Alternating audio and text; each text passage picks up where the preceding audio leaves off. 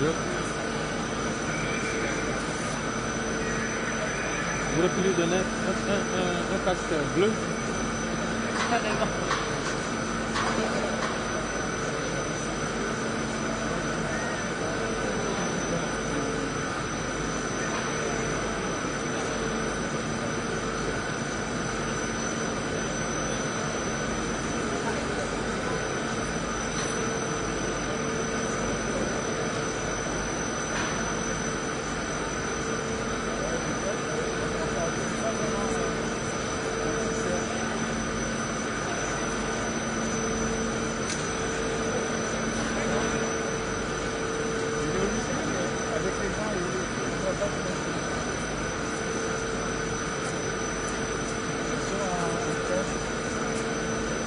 Il y a le grand devant. Pourquoi ils n'ont pas mis le petit devant? Il est où là?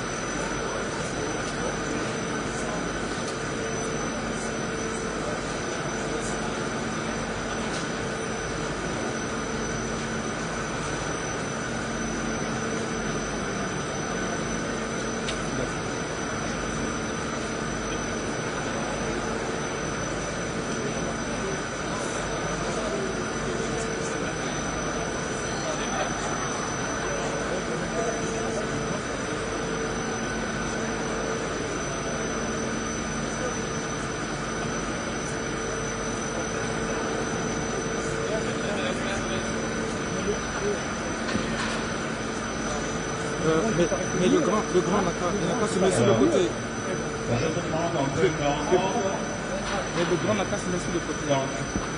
Monsieur le Président, Monsieur le Ministre, Il faut se mettre sur le côté. Monsieur le Vice-président exécutif, Monsieur le Préfet, Mesdames et Messieurs les députés, Monsieur le Président de la Région,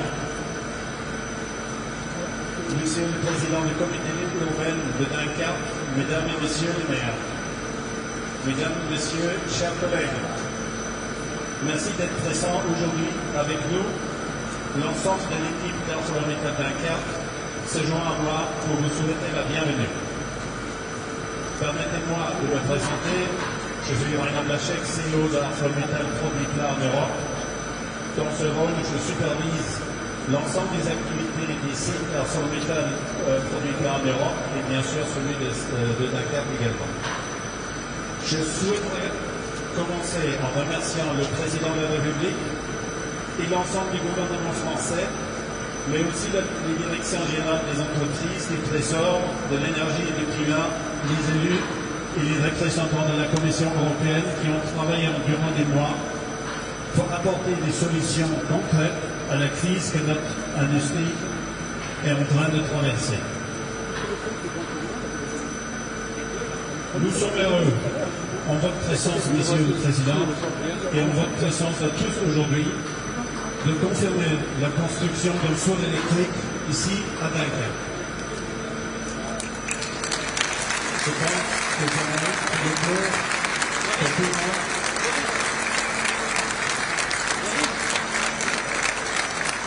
Je pense qu'un moment est longuement attendu, avec un travail durant des années de préparation, et ce four électrique marque une étape majeure pour la décarbonation de notre production d'acier en France.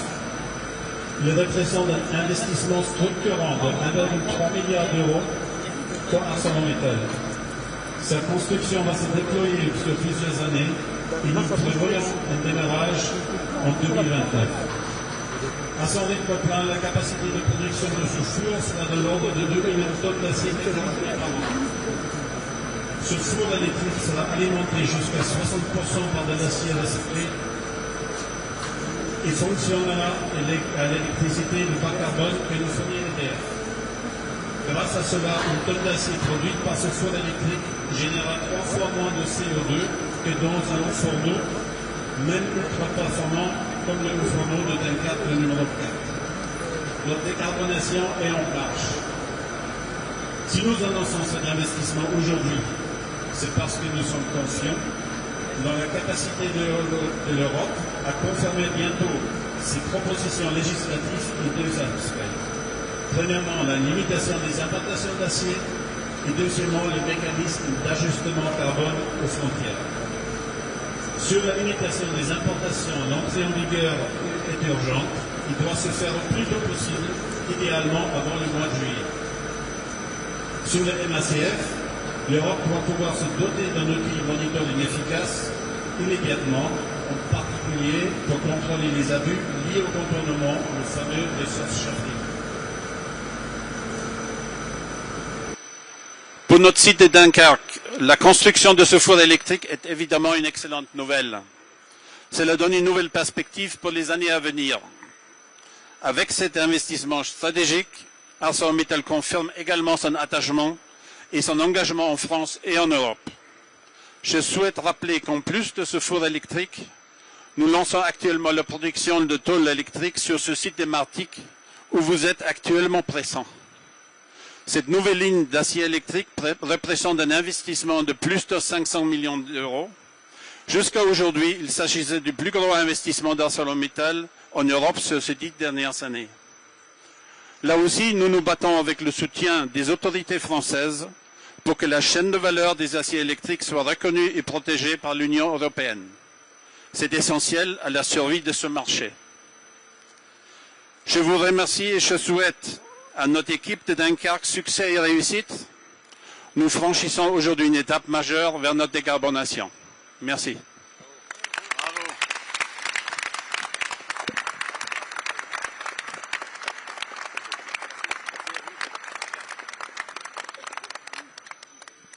Merci beaucoup. Merci pour ces annonces, ces confirmations et je suis heureux de me retrouver parmi vous. Je remercie les ministres d'être là, monsieur le vice-président de la Commission européenne, nos parlementaires qui sont là parmi nous, monsieur le président du Conseil régional, monsieur le président du Conseil départemental, monsieur le maire Dunkerque, madame la maire, mesdames, messieurs les maires et mesdames, messieurs, vous toutes et tous. Voilà, je suis très heureux de vous retrouver, très heureux d'être parmi vous ici dans ce merveilleux site qui a donné lieu à ce bel investissement qu'on voit ces dernières années et au jour d'une annonce qui est très importante. Et je suis simplement venu ici pour passer quelques messages très simples. Le premier message, c'est de vous dire que ce que vous faites chaque jour, c'est très important pour nous, Français, pour nous, Européens. On a besoin d'une sidérurgie française et européenne. Et vous pouvez être fiers de votre travail, fiers de ce que vous produisez, on en a besoin. Parce que le combat qui est le nôtre, c'est d'être plus fort, plus productif et plus indépendant. Et si on veut produire des voitures, produire des infrastructures dans notre Europe, on a besoin de produire de l'acier européen et de l'acier plus décarboné. Et au fond, la bataille, les trois objectifs qu'on doit poursuivre, c'est de la croissance et de l'emploi, c'est de la décarbonation pour notre climat, et c'est de la souveraineté européenne, de l'indépendance. Cette bataille, c'est celle qu'on a menée ces dernières années, c'est celle que les annonces d'aujourd'hui sont en train de consolider. Mais tout ça, ça tombe pas du ciel. C'est pas des annonces coup de poing, c'est pas des annonces simplistes. Parce que la situation dans laquelle on est très compliquée, et donc c'est le fruit de notre mobilisation à tous. Et le deuxième message que je suis venu passer, c'est que cette bataille, pour décarboner, pour être indépendant, pour produire, elle est possible. Mais si tous ensemble, on s'engage. D'abord vous. Et donc je veux vous remercier, je veux vraiment remercier l'ensemble des collaboratrices, des collaborateurs du groupe, parce que c'est vos savoir-faire, c'est votre engagement qui au premier chef permettent de convaincre votre industrie d'investir. C'est parce que vous êtes bons. Parce que vous avez...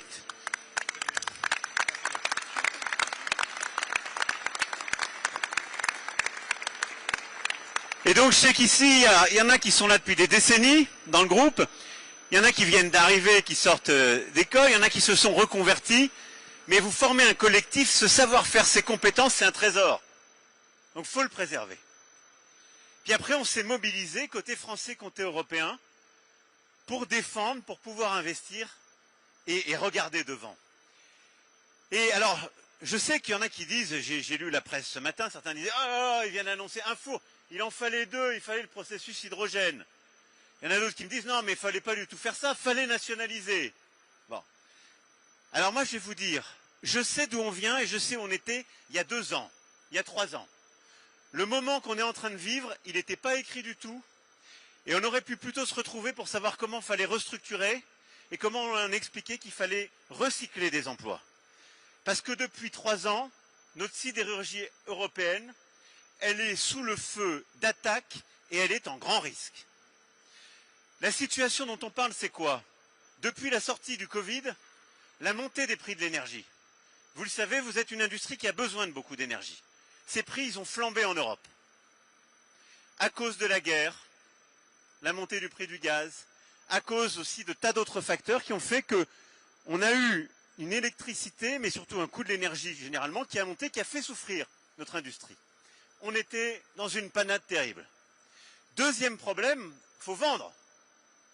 Et on était sous le coup d'une concurrence déloyale terrible. On avait des pays qui ne respectaient pas nos normes en matière de climat, qui venaient envahir le marché en mettant des volumes. Concurrence déloyale, au moment où on commençait à décarboner. Et puis troisième chose, la Chine qui s'est mise à produire en sortie de Covid des volumes massifs qu'elle est venue déverser sur le sol européen. Avant Covid, on produisait en Europe environ 160 millions de tonnes. On doit être aujourd'hui à 128, 130. Donc en vrai, tous les projets qu'on avait en 2022, nos 50 sites industriels, quand j'ai dit on va décarboner, on va investir ici, tout était à l'arrêt. À cause de ça, l'électricité, on n'était pas protégé face à la Chine, on avait des volumes qui venaient d'autres pays qui ne respectaient pas les mêmes normes que nous. Concurrence déloyale. Il y a 1 an, on m'a dit on ne va pas investir sur Dunkerque, on ne va pas investir sur Fos. Le groupe, je suis honnête. Parce qu'en vrai, on ne sait pas si on va survivre. Les volumes continuent de baisser. On ne sait pas si notre sidérurgie européenne, on va réussir juste à la maintenir. On en était là. Et ce que je vous dis là, c'est pas juste un scénario fiction. Regardez ce qui est en train de se passer en Europe. Regardez ce qui se passe sur la chimie, par exemple, sur laquelle on a sans doute réagi plus tard que sur la sidérurgie. Regardez ce que le secteur automobile ou de la machine-outil subit. Regardez ce que de grands pays industriels, plus industrialisés que nous, parce qu'ils avaient moins souffert, il y a 20 ans, subissent. L'Allemagne, ces 2-3 dernières années, elle a détruit 250 000 emplois industriels. Eh bien, qu'est-ce qu'on a fait? Parce que vous êtes bons, parce que vous êtes là, on s'est mobilisés, tous ensemble. Donc si on est là aujourd'hui, c'est qu'on s'est fortement mobilisés. Côté français, on a dit, on va se battre pour que vous ayez des prix de l'énergie compétitifs. Et là, je veux remercier EDF. Parce que c'est notre champion français qu'on a renationalisé ces dernières années, parce que ça valait le coup de le nationaliser, parce qu'il fallait pouvoir défendre des prix un peu protégés, une autre organisation au niveau européen, on l'a fait. Eh bien EDF a mis en place des contrats de long terme, et donc votre groupe, il y a quelques semaines, fin d'année dernière, a signé un contrat, c'est les fameux, vous entendez peut-être parler, CAPN, c'est-à-dire un contrat très longue durée qu'on réserve aux électro-intensifs, sur 18 ans. Ce qui fait qu'on est les plus compétitifs d'Europe. Ça, c'est la chance de la France, c'est la chance de l'industrie française de l'électricité, en particulier du nucléaire. Et donc, l'électricité trop coûteuse, on l'a réglée. Grâce à EDF, grâce à ça, puis on va continuer parce que pas loin d'ici, le nucléaire français va continuer de porter ses couleurs, puisqu'on a 2 EPR qui arrivent à Gravelines. Donc on continue d'avancer. À côté de ça, on s'est dit on va devoir vous aider à avancer et on a mobilisé nos C2E, ces fameux contrats qui permettent justement de redonner à l'industriel cela. Ça c'est côté français. Et puis on s'est tout de suite tourné vers l'Europe et on leur a dit si vous ne nous protégez pas, si vous ne réagissez pas face à cette concurrence déloyale, on est foutu. Alors on a mis en place, c'est ce qu'a fait la Commission, un système, vous avez peut-être entendu parler de ces fameuses clauses de sauvegarde. Mais qu'est-ce que ça veut dire?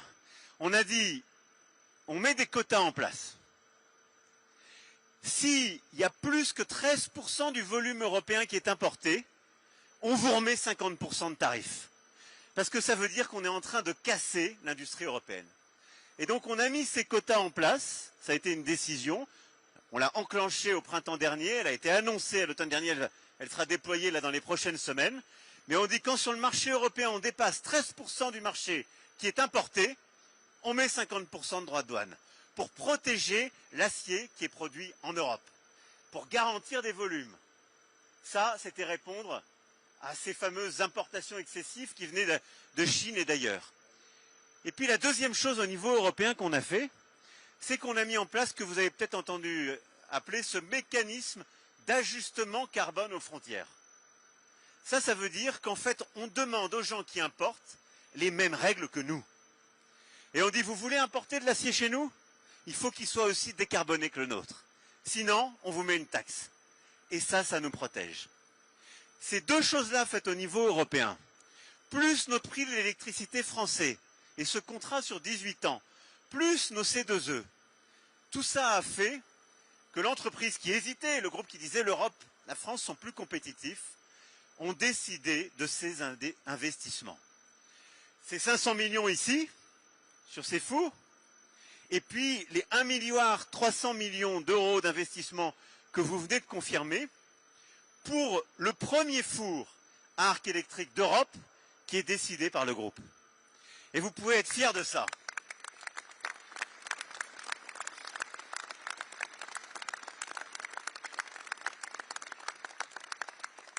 Ce que je veux vous dire ici, c'est qu'il ne faut jamais céder à la fatalité. C'est qu'on est dans un monde qui est de plus en plus brutal, où tout s'est un peu déréglé.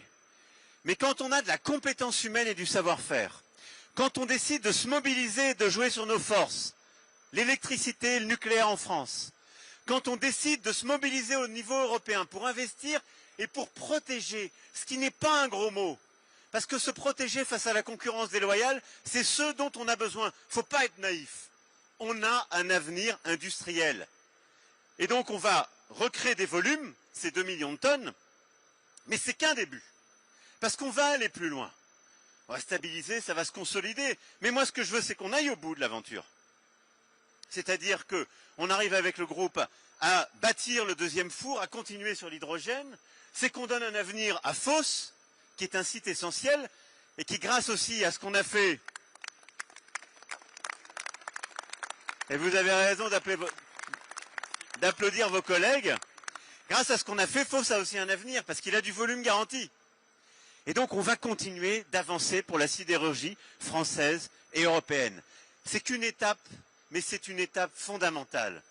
Et elle se fait là, regardez, dans une région qui est en train de réinventer l'industrie de demain. Là où tous nos voisins européens sont en train de détruire de l'emploi industriel. Nous, rien n'est gagné, hein. Ça, je vous garantis. On a chaque jour à se battre. Parce que c'est pas gagné, on a des secteurs qui vivent en difficulté. Malheureusement, on a des licenciements qui sont annoncés aussi dans tel ou tel secteur. Mais notre industrie est en train de repartir.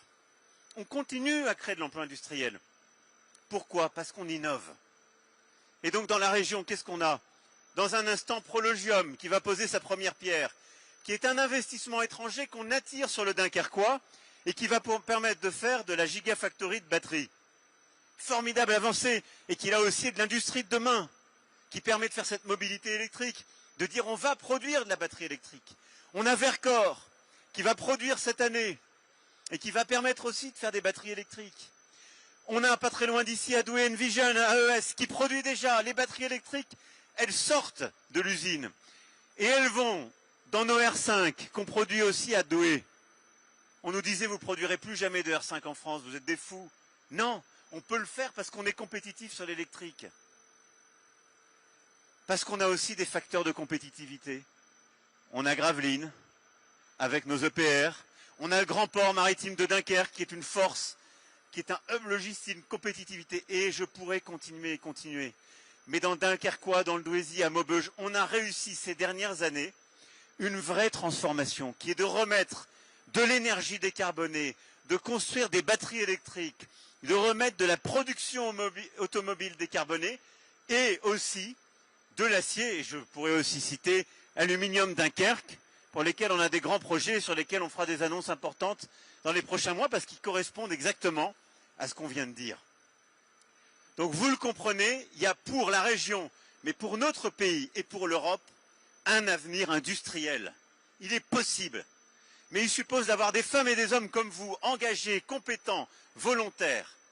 Il suppose d'avoir une Europe qui simplifie, qui est plus compétitive, une Europe qui se dérisque de ses grands compétiteurs, une Europe qui innove et qui investit, et une Europe qui protège. Ces 4 piliers de la stratégie européenne, c'est ceux qui nous permettent d'avancer, ce que la France défende, ce qu'on veut pousser avec la Commission européenne, et ce qu'on a réussi à faire sur l'acier, et qui nous permet d'être là aujourd'hui. Voilà, mes chers amis, ce que je voulais vous dire, mais vous pouvez être très fiers de ce qui est annoncé aujourd'hui. Moi, je remercie ArcelorMittal de ses annonces du jour, de ces 500 millions d'euros investis ici, de ce 1,3 milliard d'euros investis sur ce four à arc électrique qui permettra cette compétitivité. On va continuer, on va rien lâcher, mais vive la sidérurgie, vive l'industrie, vive la République et vive la France!